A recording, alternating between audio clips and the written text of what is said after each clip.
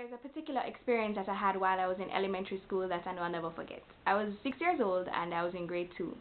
I remember going to school that day and it was just a regular day, and I was talking with my friends, and somehow during the course of the day we got word that there was supposedly a bomb that was planted somewhere on the school compound. We were told that nobody knew exactly where it was, but that it was possibly in the pool area. When I heard that, I just became very concerned because my brother Hevrel and I went to the same elementary school and his classroom was close to the pool.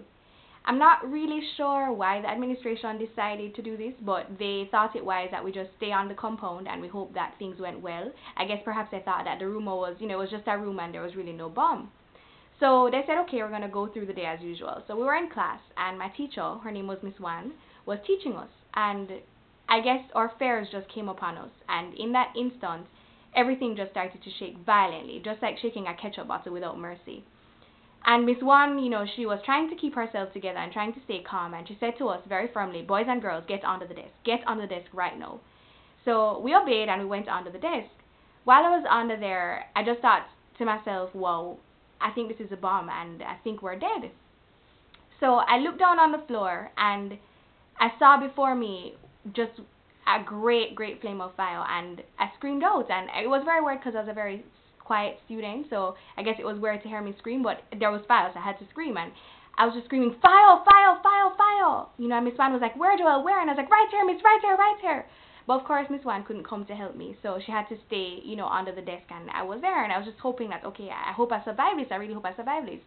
And without any further things happening, just in a second, everything just stopped shaking and we're still again, and everybody was just looking around and thinking what just happened and what's going to happen to us.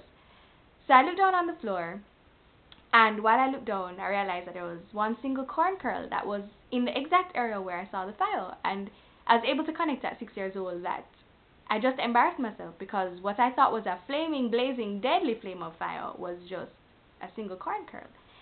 It turned out that what we had was an earthquake, the strongest earthquake Jamaica has had in a while. That was in 1992.